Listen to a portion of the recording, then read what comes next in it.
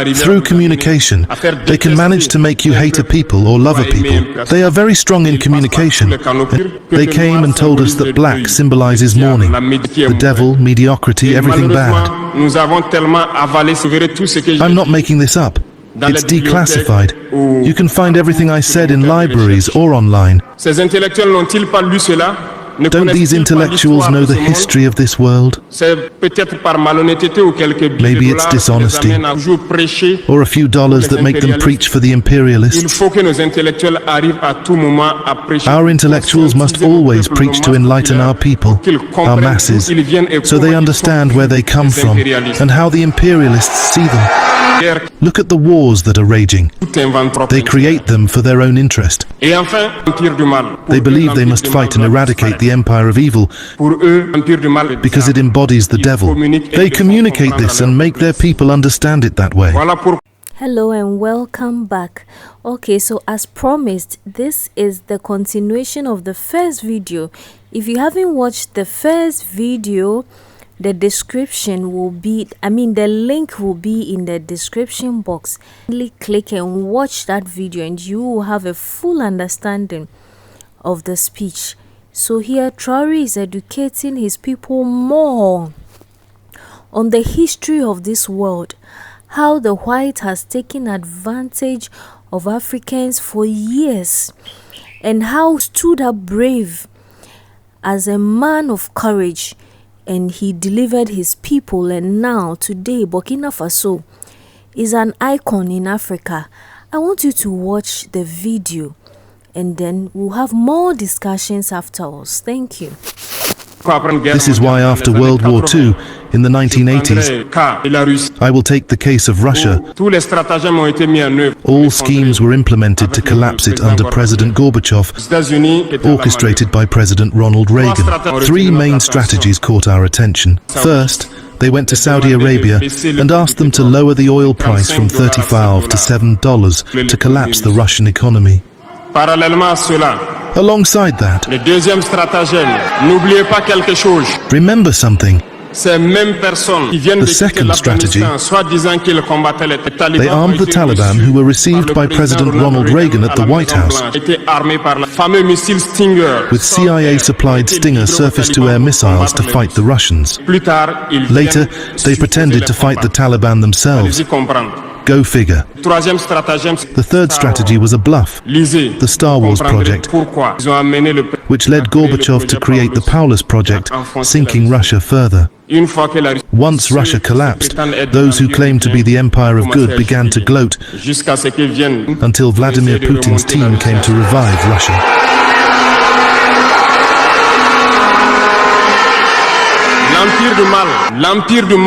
The empire of evil, according to them, has suffered greatly. Look at Iran today, facing all possible sanctions. Look at how they describe certain people.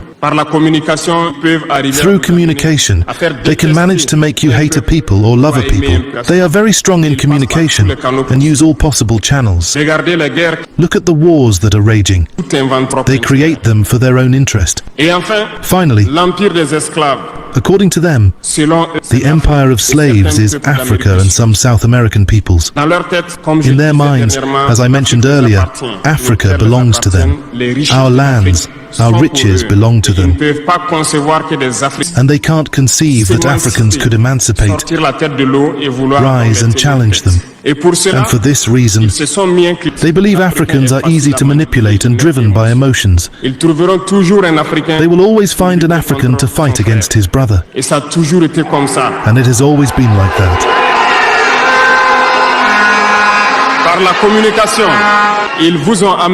Unfortunately, through their communication, they made us hate our own skin color. In many cultures, including in Burkina Faso, mourning was symbolized by the color blue. When a woman lost her husband, she wore blue clothes for a period.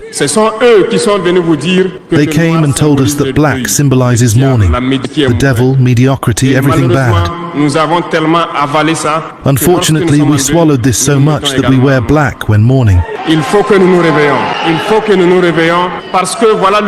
We need to wake up because this is how they see the world. They are the empire of good. Others are the empire of evil, and we are the empire of slaves. This is the imperialist worldview. You need to understand this. I want to make a point to some intellectuals who seem to want to preach for the imperialists. Do they ignore this part of history? I'm not making this up. It's declassified. You can find everything I said in libraries or online. Don't these intellectuals know the history of this world? Maybe it's dishonesty, or a few dollars that make them preach for the imperialists. Our intellectuals must always preach to enlighten our people, our masses, so they understand where they come from and how the imperialists see them.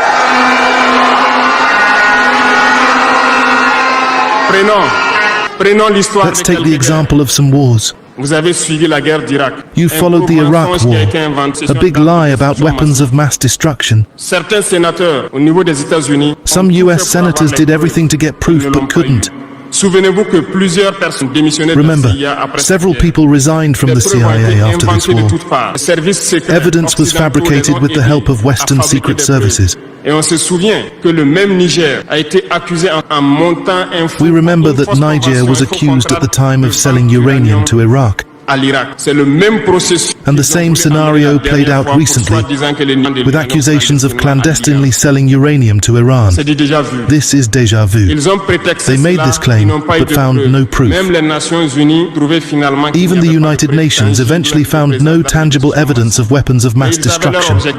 Their objective was to destroy Iraq, create the Islamic State just like they created the Taliban state in the 1980s, armed them, and later pretended to fight them.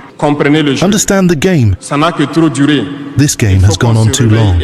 We need to wake up, understand, and fight for our future.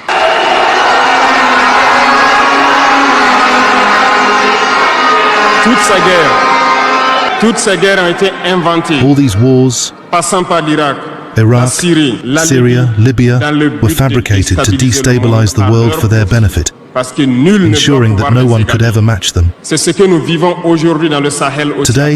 we see the same in the Sahel with terrorism imposed on us, because they will always find blacks who will get excited and take up arms against their black brothers. This is what we are living. They have never left this model, and unfortunately, many people agree with them for a few dollars. They sell themselves cheaply to the enemy. Thank you, fam, for sticking with us till now. We really appreciate your presence.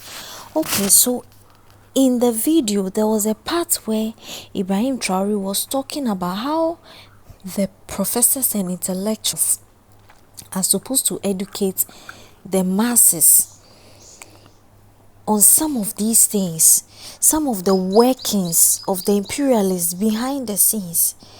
And that is exactly what Nana Kwame Bediako came to do.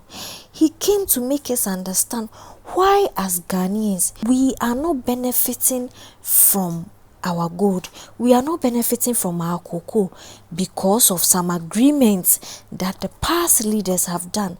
As far as, you know, these IMFs and these borrowing, blah, blah, blah, is concerned. So that the youth understand that we have cocoa, but we export it raw. We are not able to process it. We are not even allowed to build local factories. Why? Because of some of, you know, these dealings and some of these things. So youth is supposed to what? Be educated, so that even in choosing their leader, they will know the right leaders to choose. Not to make it look like there's only party A or party B. So either you belong here or there. No, the youth will be well informed. This is the only way the youth can choose the right leaders that will push the country forward. Opening the eyes of the masses, education, empowering the people, making them understand their history and who their real enemies are. Thank you, fam, for listening to us till now. We really appreciate your presence. We will meet in another episode. Peace out.